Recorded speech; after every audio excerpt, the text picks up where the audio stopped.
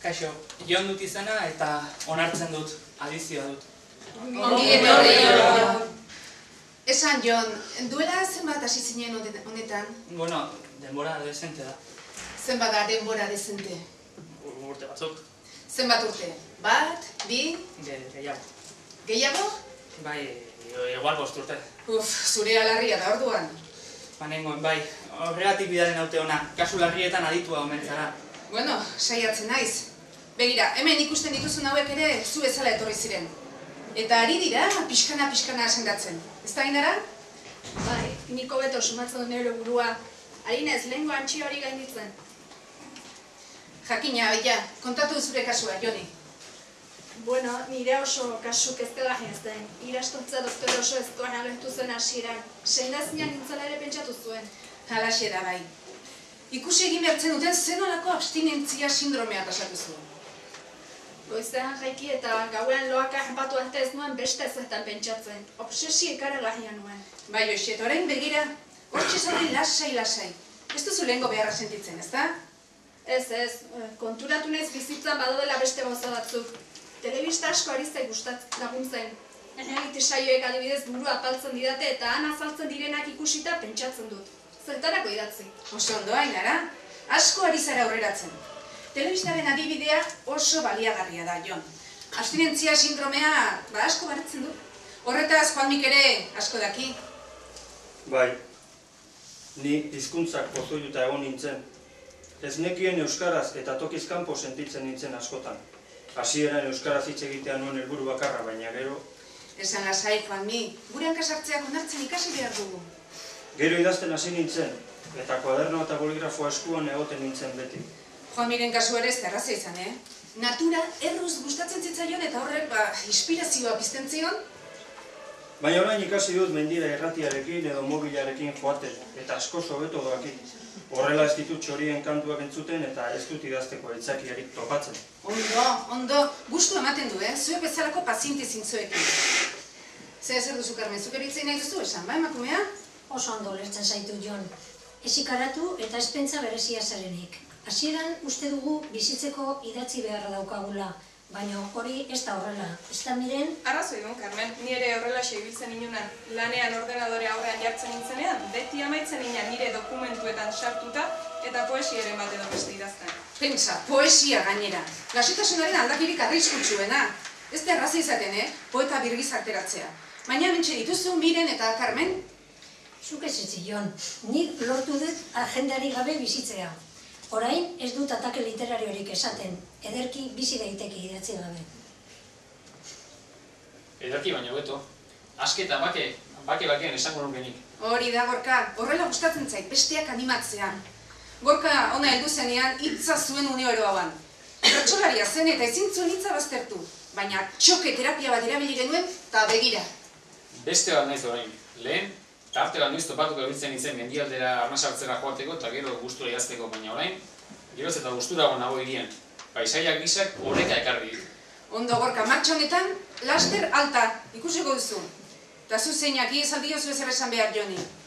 Bai, jakina, lasai egoteko, hasieran zaila egingo zaiola, pentsatzen dugula barrua askatzeko idaztea dela bide bakarra, baina bai zera. Esan nola gainditu duzun azkenean. Bueno, nik oso errotua nuen idazteko adizioa, asko idazten nuen, denetik gainera. Narrazioa, poesia, saiakera...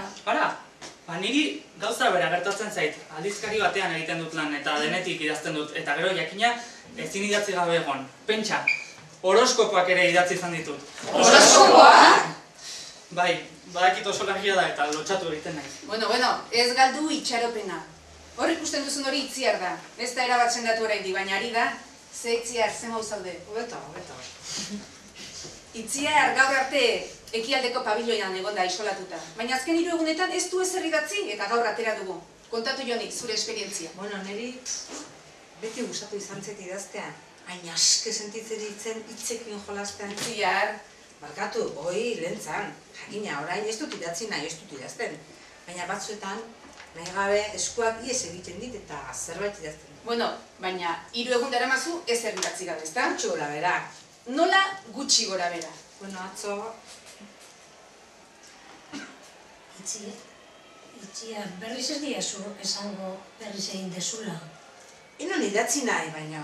Baina zer, lehenko eguneko egin jatu. Bai, Jo, neska, alferria zurekin, ez nina zara taldera egokitu. Beti nabazmen geratu behar. Bueno, lasai zaitezte, baina zure lagunek arrazoi dute itziar. Ea, erakutsi eskuak. Hala, azkazalak zuri ditu orain ere. jo, nik enon idatzi nahi, baina eskua hasi da orman jolasean. Eta konturatzeako orain nintzen azkazalak kareharrian idazten, azkazalakin. Ze idatzi duzu? Enez gogoratzen. Nik badakit, oraintxe etorri nahi izandik, gora poesia ematen dit bizia idatzi du. Nahi gabe izan da. Gezurra! Gaboro zaindaria erosi nahian ibiltzen zara. Hor aritzen zaio esaten emateko paper mutur bat eta arkatza eta ordainetan amodiozko gutuna idatziko diola bere maitearentzat. Txantxetan esan. Ja, hori esaten dute guztiek. Nik enon maite poesia. Ainarak du errua. Aizu, utzi ni bakean haitu, nik entzituan ezertara behartu.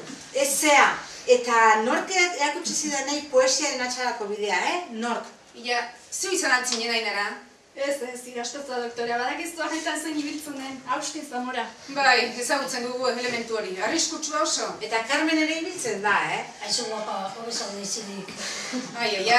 Ja, Andoni iramazu itziar isolamendu ziegara. Ez, Mercedes, isolamentu ziegara berriro ez. Bueno, Jon, zuk honi barte kasuik ez, Beti egoten ardi beltzen bat, bakizu. Zu egon lasai. Jartzei ez beste Jonen ondoan, eta honek ederki azalduko dizkizu ez idaztearen ondura. Ez da, Jon? Bai? Bueno,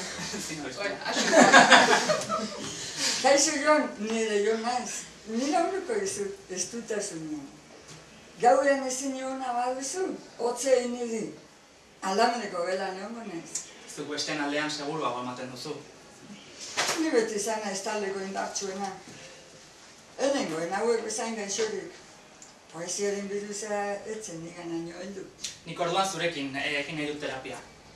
Jakina, izkide, zatoz, erakutziko dizu non dagoen zure gero. Zalde pixka batian. Kuriositatez, nork esan zizun ona etortzeko? Bueno, ni ere hemengo hauek bezala Bergarara joaten nintzen, eta... Ze? Bergarako idazle eskolara? Bai, baina utzi dut, Gaitzerdi orduan. Bueno, tira, zoazte guztio geletara. Eta erne, ez ezer idatzi. Bai, azaltzea. Beste bat gutxiago idazteko. Bai, hau ere Bergaratik etorri duk, idazle eskolatik. Lasai, ingresatuta geratuko du. Hilabete pare batean kenduko zizkibagu honi, idazle aireak. Ondo atxaga, bai. Ez duk inorok sartuko zuei itzalik egiten, bai, nire kontu. Pasatuko ziat abisua, kan hori eta alertxundiri ere, bai. Aio, idazle gaiak.